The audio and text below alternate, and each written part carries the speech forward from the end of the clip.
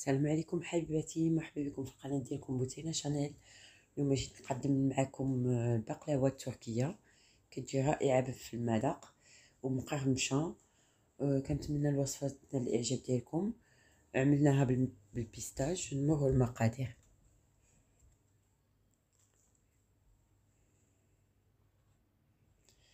استعملت هنا 250 غرام ديال البيستاج و 300 غرام زبدة حيوانية من الأحسن ماشي نباتية، حيت النباتية كتطلق الماء.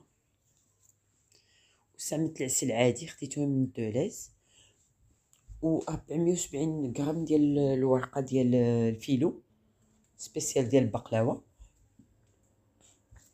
صافي هذيك طحنت البيستاش وزودت من واحد القياس ديال 3 معالق باش نزين منهم، طحنتهم مزيان. واللي غادي نستعملو في وسط البقلاوه طحنتو شويه، خليته مقرمش كيما كتشوفوا معنا هنايا. خليت فيه طريفات، وهاد شويه اللي حيت طحنتو مزيان رديتو باش نزوق به. صافي كنجيب واحد بلاكه ديالنا ديال واحد الطاوه ديال الفران. انا استعملت هذه الزاج ديال الكراطان. صافي كنبقاو نزلو الورقه ديالنا، كنزلو جوج ورقات وكندهنو بالزبده.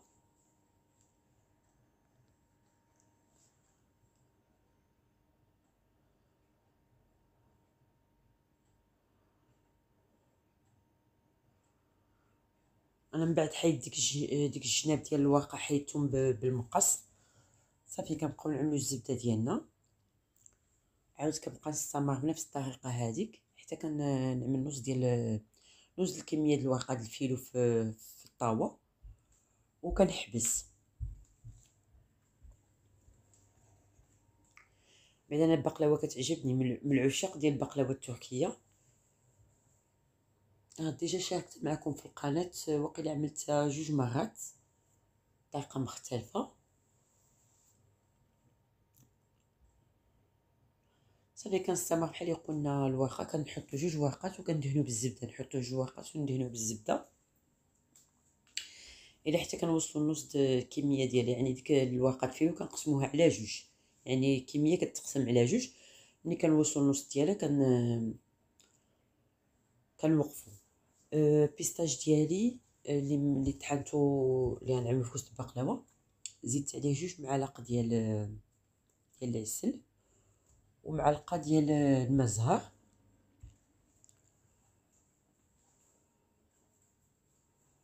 صافي وخلطته باش يتعلكنا، ما يبقاش هيداك ناشف.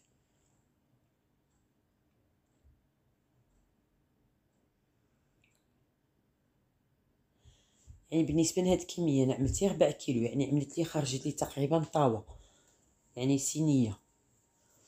صافي كنزيدو فوق منها العسل. البيستاج ديالنا كنعملو فيه العسل وماء زهر، جوج معالق ديال العسل ومعلقه ديال الماء الزهر، كنحطو الكميه ديالنا البيستاج في الوسط، وكنستمرو عاوتاني كنزلو عليه، كنزلو فوق ديك البيستاج كنزلو الورقه جوج ورقات وكندهنو الزبده جوج ورقات والزبده الى حتى كنساليو الطاوه ديالنا كامله.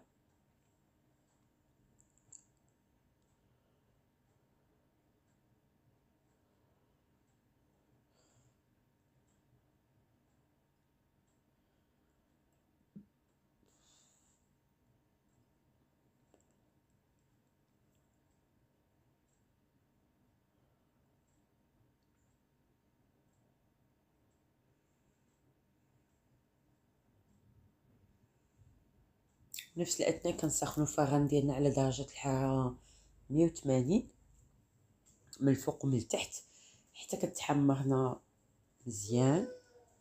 كندخلوها الفران كتحمرنا مزيان. ملي كنسالي الورقه ديالنا كندهنو فوقانيه بالزبده عاوتاني حتى هي مزيان. كنجيب واحد المسماضي وكنقطع مربعات متساويين باش ما كتشوفوا. دخلتها في الحراره 180 لمده 25 دقيقه. صافي كنخرجوها من الفران ديريكت، كنكبو فوق منها العسل باش كتشربوا لينا.